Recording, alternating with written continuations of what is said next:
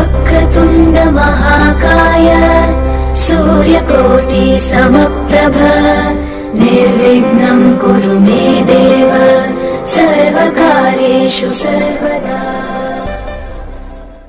नमस्कार दोस्तों, मैं एस्ट्रोलॉजर न्यूमरोलॉजिस्ट प्रवीण कौर अपने चैनल पर आपका हार्दिक अभिनंदन करती हूँ, आपका स्वागत करती हूँ। चलिए आज हम बात करते हैं वास्तु के अकॉर्डिंग पौधों के बारे में, क्योंकि कई बार ऐसा होता है कि हम घर में कोई पौधा लगा लेते हैं, या कई बार ऐसा होता है कि हमारे बड़े बुजुर्गों के टाइम का वो पौधा लगा हुआ है जी, हम उसे नहीं हटाएंगे। देखिए, हर पौधे का एक अपना वास्तु के अकॉर्डिंग फल होता है। कई बार ऐसा होता है कि जाने अनजाने में हम कोई भी पौधा लाके या वृक्ष अपने घर में लगा लेते हैं। जैसे कई लोग आम का, नीम का पौधा घर में लगा लेते हैं जी, ये तो छायादार पौधा है, घर का आंगन बड़ा है, घर में छाया देगा।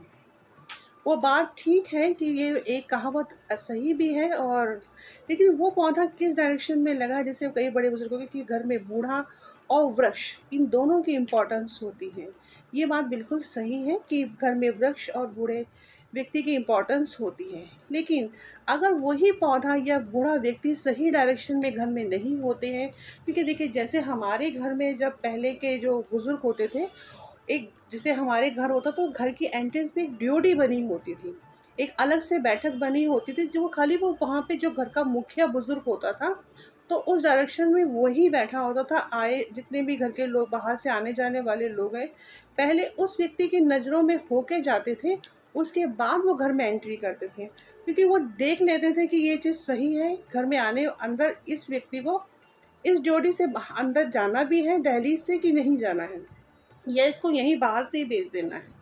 तो देखिए, पौधों की भी यही इम्पोर्टेंस होती है कि पौधा हमारे लिए सही है या नहीं है, या हमारे घर के लिए सही है, सही डायरेक्शन में लगा है या नहीं है।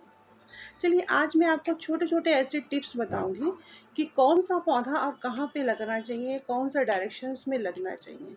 जब हम घर के वास्तु के अकॉर्डिंग जैसे डिसाइड कर रहे हैं पौधे के बारे में, क्योंकि अगर हमने सही डायरेक्शंस में पौधा नहीं लगाया तो कई बार ऐसा होता है कि हमारे घर की जो एनर्जी है वो डिस्टर्ब होना शुरू हो जाती है, फिर साथ में घर में कोई ना कोई परेशानी आना स्टार्ट हो जाती है। चलिए आज मैं अब आपको बताऊंगी कि आम का पौधा घर में लगाना चाहिए या नहीं लगाना चाहिए। देखिए, आम का जो पौधा होता है वो एक फलदार पौधा है। लोग अक्सर कहते हैं कि घर में आम का पौधा लगा लो जी, घर में आम आएंगे, जब आम का सीज़न आएगा तो भर पेट खाएंगे। वो बात सही है, लेकिन कई बार ऐसा होता है कि आम का ज़रूरी नहीं है कि आम का पौधा अगर सही डायरेक्शन में भी ना लगा हो घर के अंदर तो भी नुकसानदायक होता है। अगर हम वास्तु के अकॉर्डिंग की अगर देखें तो आम का पौधा घर में शुभ नहीं माना जाता। कीकर का पौधा घर में लगाया जाता था, जबकि आम या नीम का पौधा जल्दी से घर में नहीं लगाया जाता था। चलिए बताती हूँ कि आम का पौधा घर में अगर नहीं लगाना चाहिए तो सही नहीं होता, क्योंकि आम का पौधा घर में पेट शुभ नहीं माना जाता। लेकिन लोग फलदार और छायादार समझकर इसे घर में कहीं पर भी लगा लेते हैं, जो सही नहीं है। अगर किसी वजह से ये घर के किसी कहीं कोने में कहीं पर भी पनप रहा होता है तो उसको एक मजबूरी हो जाती है, कभी उसको काटना नहीं। कहीं आप सोचो कि भैया आम का पौधा सही नहीं है तो काट दो, लेकिन आम के पौधे को कभी भी काटना नहीं चाहिए। बल्कि घर में जाए, अगर घर के किसी वजह से ये घर में कहीं पर आ भी जाता है तो उसे काटे, कभी काटे नहीं, बल्कि नित्य इसके डेली इसकी जड़ों में आप काले तिल डालकर इसको जल चढ़ाना चाहिए। और साथ ही में घर की सीमा में निगुड़ी का एक पौधा होता है, उसको लगा लीजिए, ताकि आम के पौधे का जो अशुभ फल है, वो जो नेगेटिविटी है वो आपके घर के ख़त्म हो जाए, और जिसकी आम के पौधे की वजह से आपके घर का जो वास्तु डिस्टर्ब होने वाला है वो भी ठीक हो जाए। देखिए, पौधा लगाइए, सोच समझ के लगाइए। ग्रीनरी सबको पसंद है, चाहे वो छोटे से फ्लैट में रह रहे हैं या किसी बड़े मकान में, या फिर आप देखिए जैसे गांव में होते थे, बड़े बड़े मकान होते थे, काफ़ी जगह होती थी, तो लोग कहीं पर भी आकर अपने घर में पौधे लगा लेते, पेड़ लगा लेते थे कि भैया छाएं देंगी, क्योंकि उस समय पंखों का सीज़न नहीं था। ये तो अब हमारे टाइम में ये शुरू हो गया कि पंखा भी होना चाहिए, एसी के बिना हम रह नहीं पाते। लेकिन पहले के लोगों को स्वस्थ इसीलिए रहते थे कि वो कहीं ना कहीं इन पंखे की हवा से, इलेक्ट्रॉनिक चीज़ों से दूर थे। और उनका जो सिचुएशन थी वो पेड़ के नीचे बैठना, वहाँ की एनर्जी लेना, क्योंकि हर पौधे की एक अपनी वाइब्रेशंस होती है। जैसे हर एक इंसान, आपके घर में हर तरह के लोग होते हैं, हर घर में हर पर्सन्स की एक वाइब्रेशंस होती है। कई बार जैसे हम कहीं जाते हैं तो कहते हैं ना कि अरे यार ये व्यक्ति मिल गया, अब हमारा पता नहीं काम होगा कि नहीं होगा। तो यही सिचुएशन पौधों की भी होती है कि घर से निकलते समय आपको कौन सा पौधा दिख गया, ये कौन सा पेड़ आपके घर में लगा है जो आपको अच्छा फल दे रहा है या नहीं दे रहा है। चलिए अब हम बात करते हैं नीम का पौधा। नीम का पौधा में घर में लगा हो तो एक तरह से औषधि का काम करता है, क्योंकि नीम डायबिटीज़ और स्किन की प्रॉब्लम कीटनाशक दवाइयाँ बनाई जाती हैं। लेकिन यह मेमोरी शार्प भी करता है। कहते हैं कि नीम का पौधा घर में लगाना, घर के या घर के आसपास कहीं भी नीम का पौधा होता है तो वो शुभ माना जाता है। क्योंकि नीम कड़वा ज़रूर है, मगर उसमें क्या है, उसकी छाया के नीचे एक तो आप कभी भी बैठेंगे कीट पतंगे नहीं आएंगे। दूसरा, आपको अगर कहीं स्किन की प्रॉब्लम्स हो रही है तो कहते हैं कि नीम की पत्तियां उबाल लो पानी में, उससे ना हो। या आप कई बार डायबिटीज़, जैसे लोगों को आजकल डायबिटीज़ एक आम बीमारी हो चुकी है, तो कहते हैं कि सुबह सुबह आप नीम के पत्ते खा लीजिए। अगर आप 5 पत्ते भी खा लेते हैं तो आपकी जो डायबिटीज़ आपकी जो बढ़ जाती है शुगर लेवल, वो नॉर्मल हो जाएगा। और देखिए कई बार तो नीम की गोलियाँ भी होती हैं, नीम के सिरप आ रहे हैं जो हमारे लिए अच्छे होते हैं। स्किन की प्रॉब्लम्स होती है, फेस पे पिंपल्स निकल जाते हैं, तो भी हम नीम का सिरप लेके आते हैं जो अपने बच्चों को देते हैं। या कई बार हमारी स्किन में एलर्जी हो जाती है तो भी वहाँ नीम काम करती है। चलिए, लेकिन ये कड़वा ज़हर है, अगर इसे घर के आस-पास कहीं नीम का पौधा अगर आपके घर में हो भी गया है, तो अगर यह पॉज़िटिव एनर्जी देता है, अगर यह पॉज़िटिव एनर्जी देता है तो ये बहुत अच्छी बात है और ये घर में शुभ भी माना जाता है। लेकिन कई बार ऐसा होता है कि कई लोग रात के टाइम में वो नीम के पौधे के नीचे सो जाते हैं। ऐसा कभी मत कीजिए, क्योंकि वहाँ से जो कार्बन डाइऑक्साइड छोड़ते हैं, इसलिए अगर नीम के पेड़ के नीचे अगर आप सोते हैं तो आपको ऑक्सीजन नहीं मिलेगी। इसके कारण क्या होता है कि आपको सांस लेने में प्रॉब्लम हो सकती है, दिक्कत हो सकती है, आपका दम घुटने लग जाता है। तो कभी भी भूलकर नीम के पौधे के नीचे मत सोइए। नीम के पौधे को डेली सींचने से व्यक्ति की जो एज है, जैसे अगर मान लीजिए कि किसी की कुंडली में आयु दोष है कि उसकी आयु कम हो सकती है या कुछ इस तरह की कंडीशन चल रही है, मार्केट चल रहे हैं, तो आप ऐसे व्यक्ति को आप नीम के पौधे के नीचे लिटा दीजिए। तो उससे क्या होगा, उसकी जो अगर वो डेली उस पौधे को सींचता है तो उसकी आयु बढ़नी शुरू हो जाएगी। साथ ही व्यक्ति में अगर कोई हेल्थ इश्यूज़ चल भी रहे होंगे तो वो हेल्थ इश्यूज़ उसके ठीक होने शुरू हो जाएंगे। अब हम बात करते हैं अनार का पौधा। देखिए अनार का पौधा हर कोई अपने घर में लगाता है, क्योंकि अनार सबको पसंद है। कहते हैं अनार का पौधा घर के परिवार के सदस्य से भी काउंट करते हैं कि जितना अनार, कहते हैं अनार को हमारे यहाँ शुभ फल मानते हैं। कहीं से भी आते हैं तो हम कहते हैं कि एक अनार का फल ले लीजिए, क्योंकि इससे कहते हैं भगवान को भी जब हम चढ़ाते हैं तो अनार ही चढ़ाना ज़्यादा पसंद करते हैं। कहते हैं कि फलों में एक फल अनार का भी होना चाहिए, क्योंकि अनार क्या होते हैं, अनार में जितने दाने होते हैं तो वो कहते हैं कि अगर आप भगवान की अर्पित करते हैं तो उतना ही आपके परिवार के लोगों की संख्या बढ़ती है, परिवार में वृद्धि होती है। क्योंकि अनार एक ऐसा फल है जिसमें बहुत सारे दाने और मीठा होता है। तो हर जब परिवार के सदस्य बढ़ते हैं तो घरों रिश्तों में मिठास, परिवार में मिठास आती ही है। चलिए अब हम बात करते हैं कि अनार का पौधा घर में लगाना चाहिए या नहीं लगाना चाहिए। देखिए अनार का घर में अगर अनार का पौधा है तो वो शुभ होता है, क्योंकि अनार को हिंदू धर्म में शुभ फल मानते हैं। भगवान को चढ़ाना हो या किसी शुभ काम में लाना हो तो अनार के दानों की तरह हम परिवार भी हमारा बढ़े। इसलिए अगर आप इनसे घर में लेकर आते हैं तो इस आग्नेय या उत्तर पश्चिम कोण में इसको लगाना चाहिए। एक बंजर जाति का अनार होता है जो मार्केट में कई दफ़े अवेलेबल होता है, कई लोग ले आते हैं।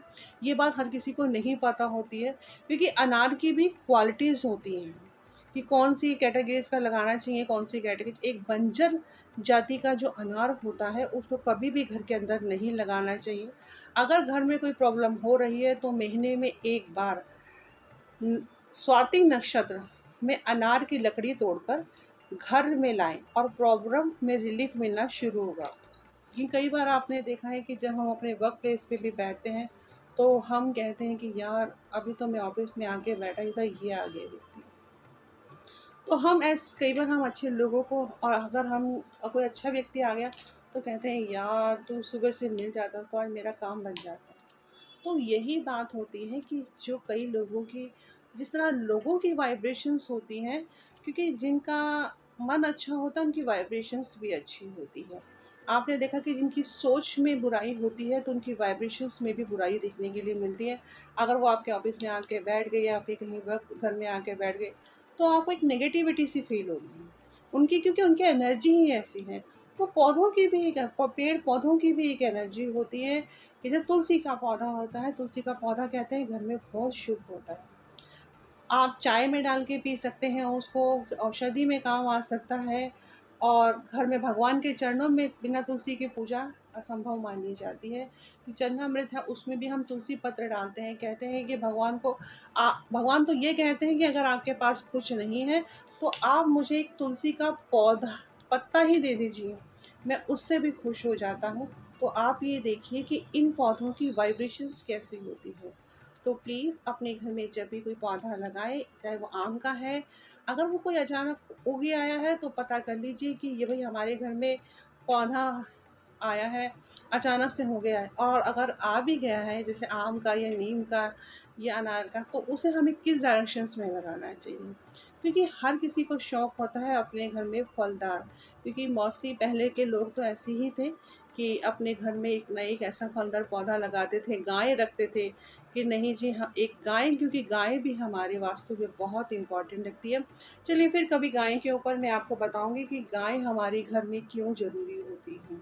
तो देखिए हमारे हिंदू धर्म में कोई भी चीज़ ऐसी नहीं है जो व्यर्थ में बताई गई है। चाहे वो धर्म है, चाहे वो आपका काम है, प्रोफेशन है, चाहे आपकी किचन है, तो चाहे आपका बेडरूम है, तो हर चीज़ का सिद्धांत बताया गया है।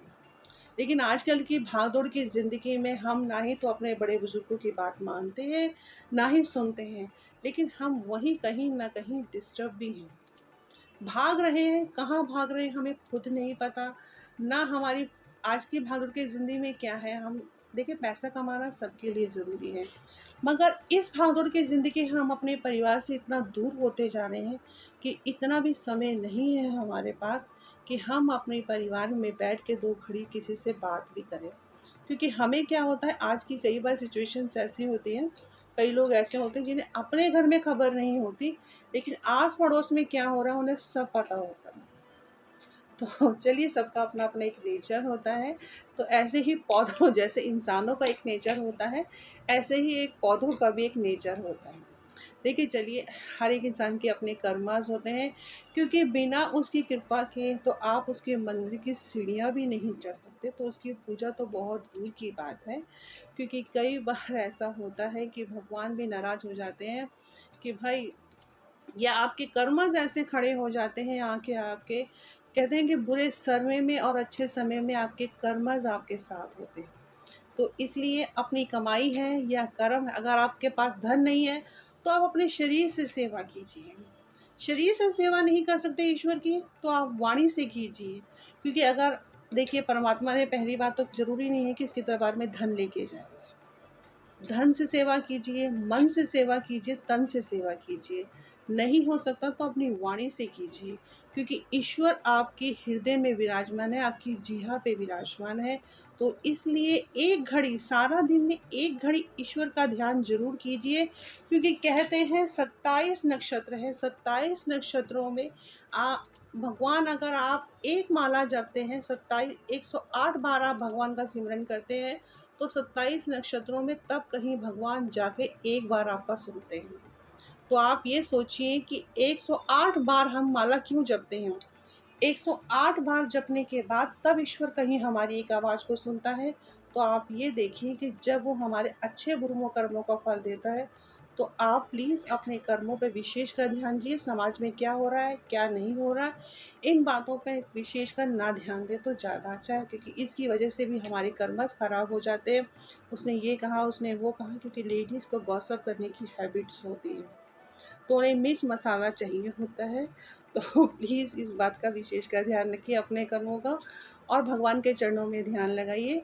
और अगर आपको मेरा चैनल पसंद आता है तो प्लीज़ मेरे चैनल को लाइक कीजिए, सब्सक्राइब कीजिए और शेयर कीजिए। और मुझे कमेंट में ज़रूर लिखा करिए कि मैं आपको और कौन से ऐसी नॉलेज मैं आपके साथ शेयर करूँ, क्योंकि मुझे भी अच्छा लगता है कि जब मेरे क्लाइंट्स या मुझे फॉलो करने वाले लोगों को कुछ जानने की इच्छा होती है, तो मुझे भी कोई ना कोई रिसर्च करने में अच्छा लगता है कि अरे यार, हाँ, मैं भी उनके लिए देखूं कि उन्हें क्या चाहिए। तो इसी तरह से मेरी भी कुछ स्टडी हो जाती है आप लोगों की वजह से। चलिए, जय माता दी।